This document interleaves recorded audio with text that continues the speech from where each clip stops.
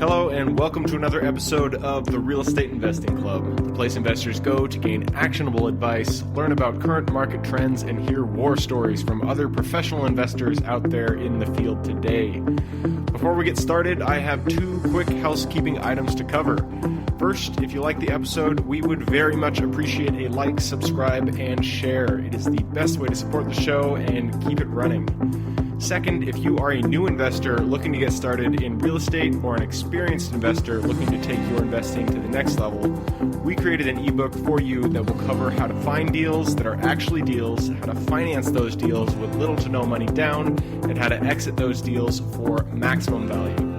On top of that, I throw in an insane amount of free bonuses that you'll have access to once you buy the ebook. All we charge is our admin cost to keep the show running. So, if you're serious about real estate investing and want to create both active and passive income as an investor, head on over to the website at therealestateinvestingclub.com and click on the button that says Get the ebook to grab yourself a copy today. So with that said, let's dive right in. Today we have a very special guest with us, ready to drop some investor knowledge on you. So buckle up, grab your pen and paper, and enjoy the ride.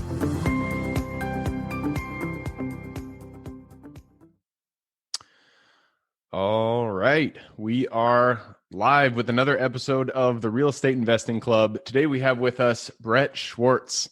Brett is the founder of Capital Gains Tax Solutions. They help individuals sell and break out of capital gains tax jail, one deferred sales trust at a time. So I am excited to have, I'm actually in the process of doing 1031 right now. So I'm excited to have Brett here. Brett, thank you for jumping on the show. Gabe, thanks for having me. Looking forward to adding some value to you and your clients and your partners and your listeners. Absolutely. Here at the Real Estate Investing Club, we always start with stories. So why don't you take us back to the beginning? How did you get started in real estate in the first place? Yes, it wasn't always easy. You know, I started out at a company called Marcus & Millichap, helping people buy and sell multifamily properties here in Northern California. And it was in 2006 is when I started. And when I started to get some momentum, everything hit the fan. And that was in 2008. And so I went from making just a little bit of money in commercial real estate, barely surviving with my wife and our daughter at home, living with my brother in his condo, to making next to zero. So I did what every good entrepreneur, real estate broker, or agent wants to do. You figure out a way to keep the dream alive. And that's when I got a side job hustle at a place called Cheesecake Factory. So by day, I would be making cold calls. And by night, I'd be wearing the exact same tie that I had at Marcus & Millichap to serve cheesecake nights and weekends. You see, what was happening was the crash happened, and that hurt not only agents, but also our clients. And so I had to figure out a way to kind of make it in the business, to be able to keep my wife. Our goal was to keep my wife home full time to be able to raise our daughter. And also we wanted to have more kids. But I don't know if you've ever been so scared, Gabe, where you didn't know what you're going to do, right? And people telling you go get a real job and go figure it out. And I'm like, well, you know, I love what I'm doing. It's not just a job. It's my career. It's my calling. I love helping people solve problems in real estate. But just at that moment, my manager, when things felt like they were the darkest or the toughest financially, my manager brought in a gentleman to speak on what's called the Deferred Sales Trust. And that changed my real estate career forever, because all of a sudden I had something that was an alternative to a 1031. And I was able to help my clients who felt trapped by capital gains tax. Fast forward, this is what I do now. I coach and train folks on how to do it. And I also invest personally in real estate and still do 1031s for clients when the market makes sense. But mostly we just focus on the Deferred Sales Trust. Awesome. Well, that is I love hearing those stories. I know, when you were going through it back in the day, I'm sure that was a hard thing to go through, but that's that kind of like mentality that you get, the grit, having to work a job and then also keep following your dream. I'm sure looking back on it now, you can just say, yes, that really contributed to who I am today. It really gave me the grit that I needed in order to keep going down this path. 100%, right? It's a blessing now, right? It's hard when you're going through it, but with the pain of discipline and perseverance, there's always something that you can reap from that. And I was able to do that because I had great mentors, and I had great, my wife was supporting me, and I had good family friends, and my cousin was in the business as well, and he was supporting me. So without that support, I wouldn't have been able to push through. But with that support, I was able to, and better for it now for sure. And here you are standing today. Love it. So I said deferred sales trucks, and when we first started this episode, I said 1031. That just shows my naivety when it comes to this kind of thing, because I thought 1031s and deferred sales trusts and all that stuff was kind of the same thing. Obviously, I don't know what I'm talking about. So educate me. So what is the difference between a deferred sales trust and 1031? Great question, Gabe. And I want you to think of the analogy Blockbuster versus Netflix. Do you remember, Gabe, going to Blockbuster? I don't know how old you are, but I grew up in the 80s, and that was our place to go on a Friday night to find that movie. But you saw the movie at the end of the aisle and you're walking up to get it. But guess what? Someone 2 steps ahead of you grabs it behind that cardboard box. And so you're bummed out. But even if you got that movie, guess what? You had to return it within 3 days. And if you didn't rewind it, you got a penalty and you got a penalty. Well, that's like the 1031. And that's what I want to propose to your listeners right now. The 1031 is like Blockbuster. It's very restrictive. You have to buy something and hold it and then sell it and then buy something within 180 days. We call it the sell high, buy higher within 180 days. And if you live in Seattle or San Francisco or any of these highly appreciated West Coast markets, you're seeing all-time record prices. And guess what our parents taught us to do, Gabe? Sell high and buy low. They didn't teach us to sell high and buy higher 180 days later. And that's what the old Blockbuster 1031 forces you to do. Versus what? The Netflix, the deferred sales trust. You can now sell high, sit on the sidelines and buy back all tax deferred at any time. And the best story for that was what I call the Monday morning quarterback story. A gentleman in Minnesota in 2006 sold a $20 million asset. You see, he's worth a couple $100 million. He prints money when it comes to commercial real estate investing. He's so smart that he said, you know what, this market makes no sense to do a 1031. And for the first time, he used a deferred sales trust. And guess what? 5 years later, that same property he had bought was foreclosed on. So the bank calls him and says, hey, do you want to buy back the property that you sold 5 years ago? He goes, well, maybe. What's the price? They said, well, 60 cents on the dollar. So he said, sure. So he uses the deferred sales trust to partner with him to buy this asset at 40% less than what he had sold it for. But guess what? All tax deferred. And the biggest secret that your commercial real estate brokers or most of your QI companies don't want you to know, using the deferred sales trust, didn't have to do a 1031. And so that is the first biggest secret between the difference between the two, is to sell high and buy low. The next one is what's called equal or greater value. See, in a 1031 exchange, you oftentimes have to buy, you always do equal or greater value, but oftentimes that means equal or greater debt. Well, guess what, Gabe? When's the time not to get into debt? When there's low inventory, when prices are through the roof, when we're at all-time highs. That's not the time to get into debt. The time to get into debt is when it's like maybe 5 years ago, when the market was lower, when there's lower price per square foot, when deals can make sense, right? So the key is to sell high and buy low, not take on any debt. Well, too often, the Blockbuster way of doing things, you have to take on debt. Not so the deferred sales trust. In fact, we just did a 1031 exchange. We saved one in Georgia for a $7.6 million sale. And the gentleman had about $3 million of equity and about 4.6 of debt. Well, he paid off all of his debt and he's debt free now. Moved the funds into the deferred sales trust.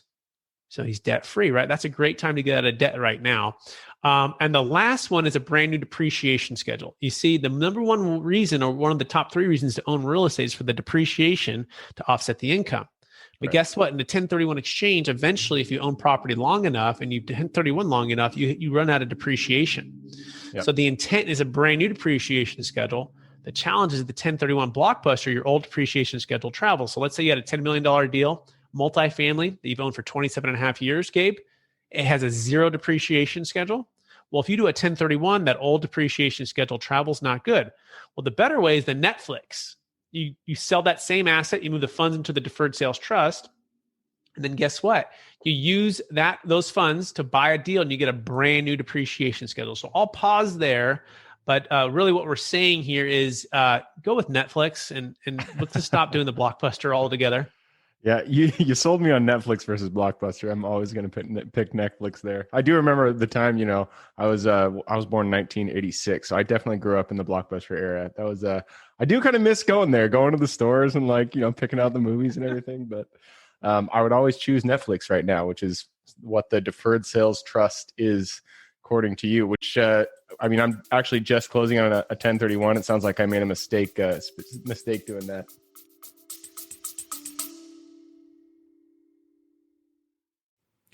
Before we continue on with today's guest, I want to tell you guys about a community I'm launching on School to help investors like yourself grow your own portfolio. In this community, you'll get access to all the docs I use, all the systems I've built, everything I've used to grow my own portfolio, as well as instructions and guidance on how to get out there and find great deals, how to finance those deals, and then how to manage them for great returns. Since we're just launching it, the price will be set at a measly $20 per month, and whatever price you join at is the price you'll have for life. We will be increasing the price as the group grows, so if you're at all interested in growing your portfolio along other investors, now is the time to join. I will put the link somewhere in the bio or on our podcast website at therealestateinvestingclub.com, so if you are interested, head on over there. With that said, let's get back to the podcast.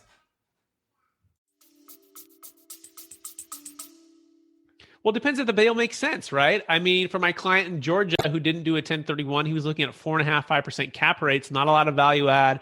Rents were through the roof. He was just going to buy in a 1031 just to defer the tax. So doesn't mean you can find a deal in every single marketplace. Don't get me wrong. Okay. Right. It's just harder to find those deals. So the question is it value add? Is it a mismanagement? Can you raise the rents? Can you do something that's going to increase your wealth? Or did you buy it just because of the tax? Obviously it's not always just one or the other, but you got to weigh those decisions. But as soon as you know there's another option, right? And depending on your needs and your vision for your wealth, Gabe, the deferred sales trust can be a great fit. Awesome. Well, I'm glad I'm learning about it now. I'm sure I'll have to check that out the next time. So I'm going to move us into a little bit more deep about your own experience in real estate. It sounds like you started at Marcus & Millichap. That is a very, very well-known commercial brokerage. And so I'm sure you got started in commercial. Did you ever do single family, any multifamily, or have you always been commercial 100%? Great question. I took a little 3-4 month stint at Keller Williams in Sacramento. Oh, nice. And I quickly realized that I wasn't a residential, that fit my personality type. I was, competitive, played basketball in college and football in high school. And so I wanted something that was, not that residential is not competitive, but I wanted something that was super challenging, something that's just so hard to get into. And so Marcus & Millichap was a great fit for those first few years. But for my personal family, I've done some single family. A quick little side note, the deferred sales trust also works for primary homes, which are highly appreciated where the 1031 doesn't.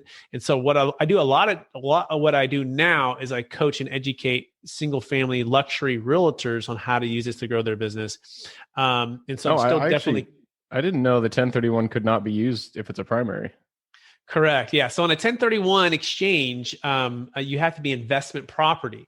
So what we have for primary homeowners is what's called a 121 exclusion. So if you live there 2 of the last 5 years, Gabe, you get a $250 if you're single, $500 if you're married on the capital gains on the gain, right? But above and beyond that, you owe capital gains tax if the 1031 doesn't work. So the only option you have is to move out of your house, maybe rent it for a year or two, establish it as an investment property. Now you lose that 121 and then 1031 out of it, where we say, no, don't do that. Just sell today. We just did a deal in Palo Alto for $8.3 million. And the gentleman sold, who's actually the number one Keller Williams agent multiple years in a row. And he's the top guy in Palo Alto for years. He used it for his own house. That's crazy. Yeah, he used it for his own house. He's like, Brett, I haven't seen this in 20 years. This is incredible. And we use the deferred sales trust. So yep, that's one of the unique parts about it that I forgot to mention about the Blockbuster versus Netflix that we work for. So deferred sales trusts, 1031, these are all ways to defer your tax payment. Is there any other kind of structure that is used out there, or are those basically the only two options out there? There's 5 main ones. There's a charitable remainder trust, but most of our clients don't want to give it all away to charity. There's what's called an opportunity zone, and those can be good as long as you can actually find a deal that makes sense. Again, right now we just have a hard time finding deals that make any kind of sense because everything's highly appreciated. There's what's called the Delaware Statutory Trust, which we call the other DST. That's just another form of a 1031 or like a TIC, tenant in common, where you're just 1031ing via a Delaware. Again, we don't like those very much either because we feel like you're selling high and you're buying higher 180 days later. Also, huge fees, and it locks up all of your capital for about 10 years. They're illiquid, not diversified. Oh, interesting. Okay. Yeah, whereas the deferred sales trust, we can be diversified. You can put it into stocks, bonds, mutual funds. You can put it into hard money lending. You can put it into developing real estate. You can use it to just sell, you can just wait on the sidelines, right? So lots of reasons why it's the Netflix versus the Blockbuster, but those are all viable options. And some people, it fits for them, and we'll give them, the best comparison possible and let them decide. Cool. I love it.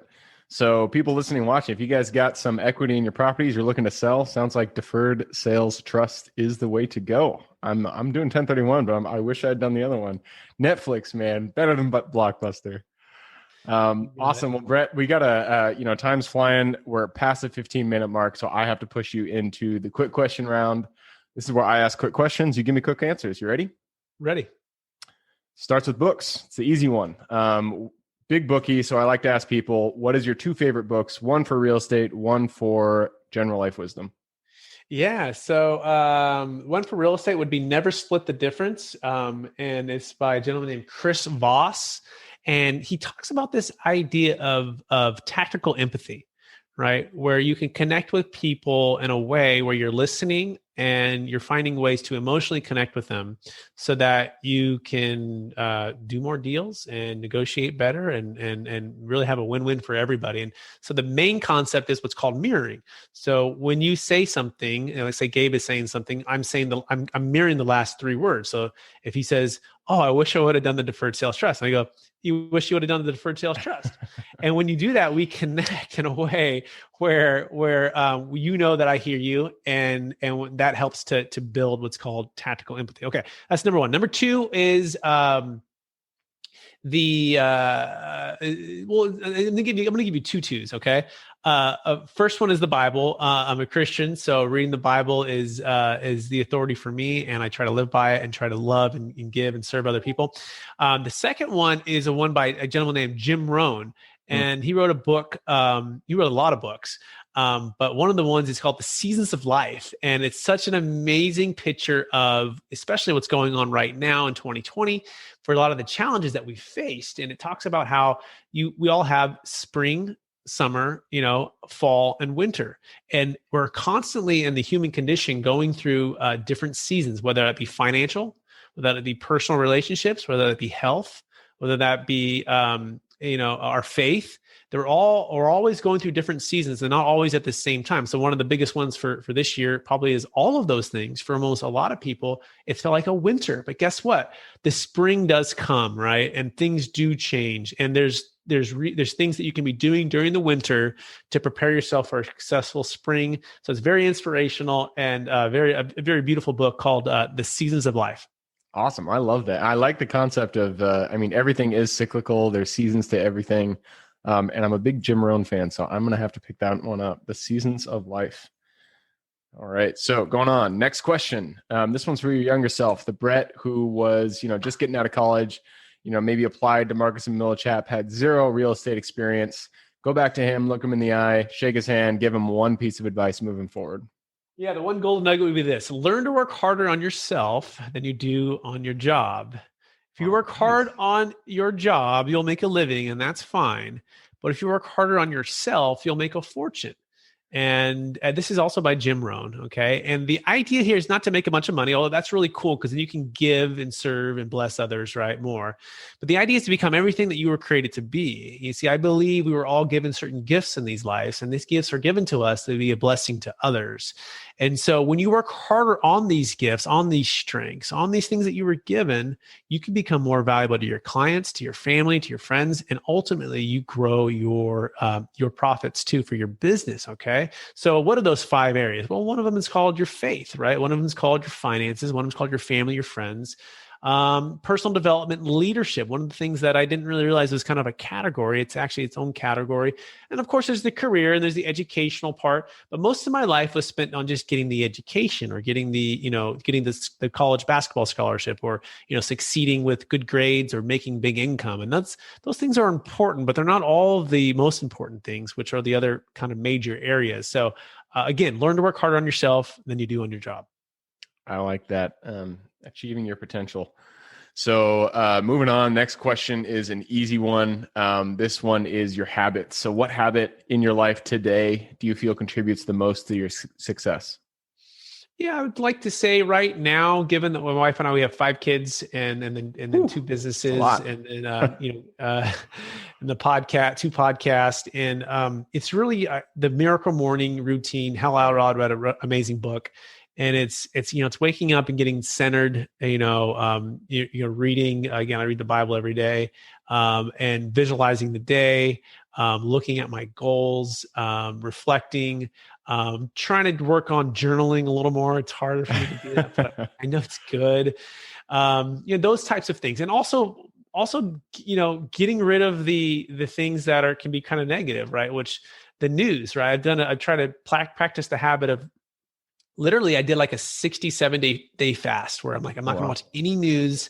I'll maybe turn on one a little bit before the election. It was really hard because I'm passionate about the world and America and everything that's going on, but I just turned it off. I'm like, I'm not going to look at anything and just focus on my family, on my business, and everything else. And anyway, so those would be the 2 things. You gotta say no to certain things that are those pressure points that they're gonna kind of throw you off.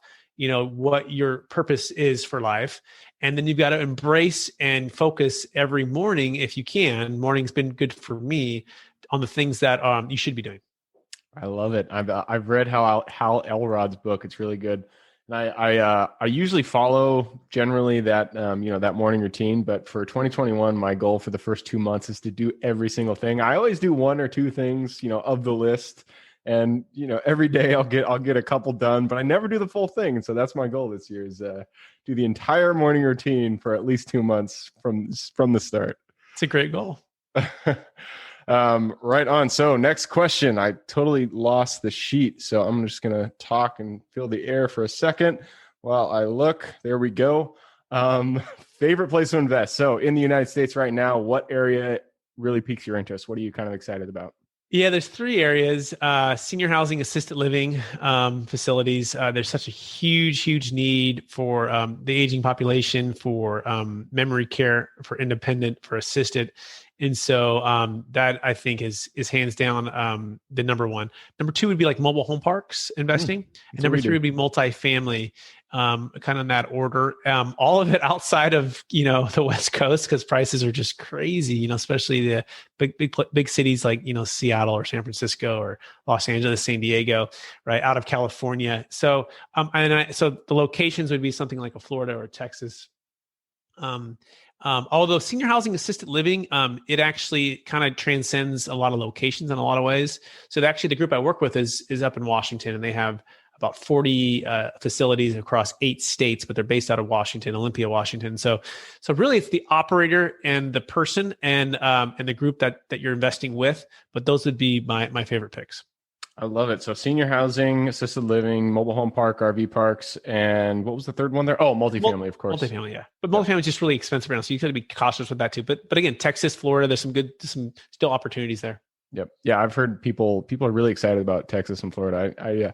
We try not to invest out of the states because we're the operators, so we do the work, and flying is just not fun. So, but I've heard good things. Texas and Florida are killing it. Right on. Well, that brings us to the end. The final question is, how can people get in contact with you?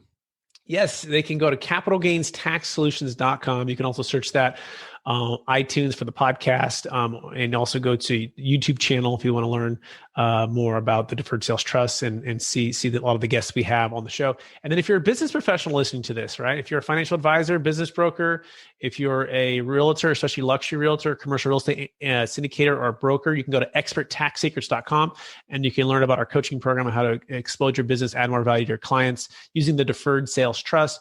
And as a quick reminder too, the Deferred Sales Trust also works for highly appreciated public stock or private stock. And it also works for cryptocurrency, as well as, of course, primary homes, investment real estate, and businesses. So it works for basically all asset types. So as a syndicator, especially for you, Gabe, consider different ways to attracting wealth, right? Unlocking wealth through those different asset types that can turn around and invest with you passively or actively in commercial real estate syndications. It's really transforming the way syndicators raise funds versus just trying to do some kind of squeeze 1031 into it, which is kind of a mess. Perfect. I'll remember that. So if you guys want to check out that link, I will put the link in the show notes. So just click the little more, the full description will pop down in there. You can find the link to say hi to Brett and check out everything that he's talking about today. So Brett, thank you for hopping on the show today. Gabe, my pleasure. Thanks for having me. Absolutely. For everybody who's here with us today, thank you guys for showing up. You are the reason that we do this, so we appreciate having you here. Again, the best way to support the show is just to subscribe, like, share this episode with your friends and family. We always appreciate a review on Apple Podcast as well. Other than that, I hope you guys have an absolutely fantastic week. Keep rocking real estate, and I look forward to seeing you on the next episode. Thank you for joining us for another episode of the Real Estate Investing Club. I hope you guys enjoyed the episode and were able to pull some actionable advice that you can go home with and apply to your own investing business. Before you go, I have a gift for you. If you're a new investor looking to get started or an established investor looking to take your business to the next level, I've created an ebook just for you available on the website. This ebook will cover how I was able to create both active and passive income in real estate with very little money to start with. In it, I will address the 3 most often cited obstacles new and veteran investors run into by showing you how to find a deal that's actually a deal, how to finance that deal with little to no money down, and how to exit a deal for maximum value. And if you get the ebook today, I'm going to bury you in bonuses, 7 of them to be exact. First, you'll get the off-market lead generation blueprint, which will take you through the exact systems and processes we use to generate off-market leads like clockwork, which is the most important skill when it comes to creating real wealth in real estate. Then you'll get the A to Z REI systems and vendors guide, which will allow you to peek under the hood of our business and see the exact tools and systems and even the vendors we use to grow our business. After that, you will get the top 100 best performing keywords pack, which will give you the exact keywords we use to target leads online and generate leads without having to lift a finger. Next, you'll get the contracts bundle for wholesaling and renting real estate, which will give you access to all of the contracts we use in the field to execute all types of transactions. After that, you'll get the Investor's Quick Analysis Calculator and Offer Tool, which will allow you to quickly calculate whether a deal is an actual deal and will allow you to create an offer automagically from those calculations. Next up, we'll give you the Investor's Daily Success Tracker, which is a tracker you can use to ensure you are taking the right actions day in and day out to reach your financial goals in real estate. And finally, you will get the Wholesaler's Template for Quick Assignment Cash, which will give you the templates we use to present our wholesale deals professionally and efficiently to our buyers. I know that is a ton of things to say. I'm glad you're able to stick with it. So you'll get both the ebook and all of those 7 free bonuses when you download the ebook today. All we charge is the admin cost to run the show. So if you are interested in the ebook and the bonus bundle, head on over to the website at therealestateinvestingclub.com. Click on Get the Ebook Bundle at the top of the page and take advantage of that deal. With that housekeeping item covered, I hope you have an absolutely fantastic day and even better week. Keep rocking real estate, and I look forward to seeing you on the next episode.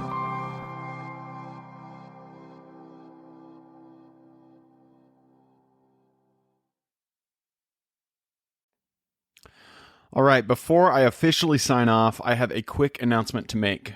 If you're interested in becoming a passive investor in one of my deals, my own company, Kaizen Properties, is looking for capital partners for our upcoming projects. We invest in what are known as recession-resistant assets, mainly self-storage facilities, mobile home and RV parks, and industrial properties. If you're interested in investing and would like to learn a little bit more about my company, our investing criteria, and some of the previous projects we've done, go to the Real Estate Investing Club podcast at therealestateinvestingclub.com and scroll all the way down to the bottom of the page. Click on the Invest With Us button. That'll pop up the investor form. Fill that out, and we will reach back out to you as soon as we can. Or if you prefer a little bit more of a personal touch, you can reach out to me at gabe@therealestateinvestingclub.com. So really, that is it. Again, it was a pleasure hanging out with you guys during this episode, and I look forward to seeing you on the next episode.